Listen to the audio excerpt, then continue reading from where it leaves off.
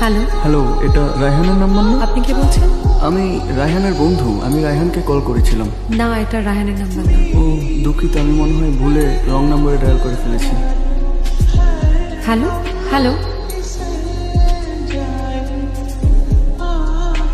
Hello. আচ্ছা, এটা কি সত্যি সত্যি আমার বন্ধু রায়হানের নাম্বার না? না আচ্ছা ঠিক আছে, আবারও সরি, কনফিউজ ছিলাম তো তাই আবারও কল দিলাম। না না, কোনো সমস্যা নেই, বলুন না। কি বলবো? যা খুশি বলুন।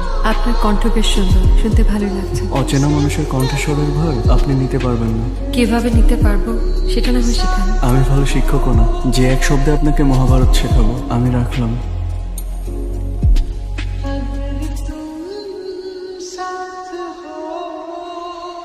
সম্মানিত যাত্রী সাধারণের মনোযোগ আকর্ষণ করছি, রাজশাহী থেকে ছেড়ে আসা পদ্মা এক্সপ্রেস ট্রেনটি আর অল্প কিছুক্ষণে 1 নম্বর লাইনে প্রবেশ করিবে। আমি আবারও বলছি, আর অল্প কিছুক্ষণের মধ্যে 1 নম্বর লাইনে প্রবেশ করিবে।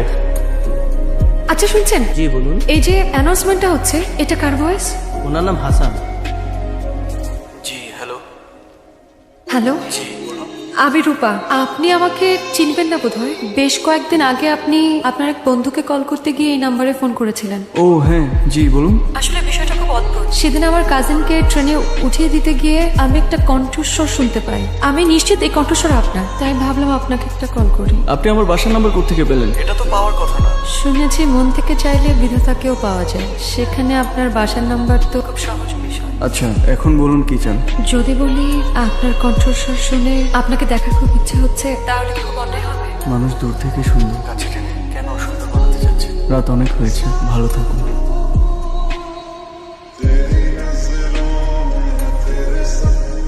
আপনার কণ্ঠস্বর শুনে আপনাকে দেখার খুব ইচ্ছে হচ্ছে, তাহলে কি খুব অন্যায় হবে?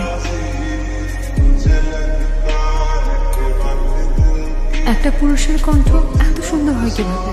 তাহলে কি আরেকবার কল দিবি? ছি ছি, কি মনে করবে? প্রেমে পড়লে একটু বেহায়াপনা করতেই হয়। কে বললো প্রেমে পড়েছে?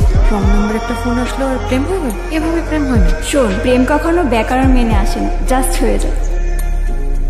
হ্যালো, কে বলছেন? হাসান সাহেব, আপনি আবার কল করেছেন? শুনুন, আমি ভূমিতা একদম পছন্দ করি না। আমি আপনার সাথে দেখা করতে চাই। আপনি কবে দেখা করবেন সেটা বলুন। নয়নপুর স্টেশন আসুন, 1 কাপ চা খেয়ে যাবেন। আর আমি তো ভিনদেশে থাকি না, এদিকে আসলেই তো আমাকে দেখতে পারবেন। আরে বাবা, আমার বাসা তো স্টেশন থেকে অনেক দূরে। সেদিন তো আমার সাথে আমার কাজিন ছিল বলে বাসা থেকে বেরোতে পেরেছিলাম। আচ্ছা, আপনি আসতে পারেন না আমাদের এলাকা বনকুঞ্জে? আপনি আসলে আম্মুকে হয়তো একটা ছোটখাটো অজুহাত দিয়ে আমি বেরোতে পারবো। মিথ্যা কথা বলে দেখা করাটা অন্যায়। যদি সত্যি বলে আসতে পারেন তাহলে ভাবা যায়। সত্যি কথা বললে আসবেন? আসবো। সত্যি? সত্যি। আপনি কি হাসান? জি হাসান। আমি রূপা। কেমন আছেন? সত্যি বলবো, সত্যি শুনতে সুন্দর লাগে। আপনাকে দেখে একটা অদ্ভুত অনুভূতি হচ্ছে। এটা একটা অন্যরকম অনুভূতি। মেয়েরা প্রশংসা শুনলে খুশি হয়, তাই বলছেন? সুন্দর মনের মানুষের চোখের দিকে তাকিয়ে আমি মিথ্যা বলতে পারি না। আপনি কি করে বুঝলেন আমার মন সুন্দর? আপনার চোখ তো সেটাই বলে। চোখ আর কি বলে? আর আপনি আমার প্রেমে পড়েছেন। আর আপনি? চা খাবেন?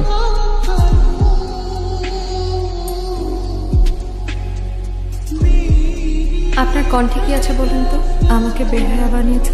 মায়া, আপনি আমার মায়ে ফেসেছেন। আর আপনি? রূপে। রূপ তো ক্ষণিকে, রূপ চলে গেলে ভুলে যাবেন। সে পথ বন্ধ। কেন? কারণ আমি তোমার প্রেমে অন্ধ। এই যে আপনি যে কদিন ছিলেন না, আমার দম বন্ধ হয়ে আসতেছিল। মানুষ তো কোথাও যাওয়ার আগে একটা ফোন করে যায়, এই কয়দিন একটা ফোন করেন নাই। জরুরি ভিত্তিতে 3 দিনের জন্য সৈয়দপুর যেতে হয়েছে। আর আমি তো আপনাকে কল করছি, আপনি হয়তো ছিলেন না। আর ওদিকে ঝড়ের কারণে 3 দিনের জন্য টেলিযোগাযোগটাও বিচ্ছিন্ন ছিল। এই যে টেলিযোগাযোগটা বিচ্ছিন্ন থাকলেও আমাদের মনের যোগাযোগটা কিন্তু বিচ্ছিন্ন হয়নি। কি করে বুঝবো? শুনতে পাও? কান পেতে শোনো।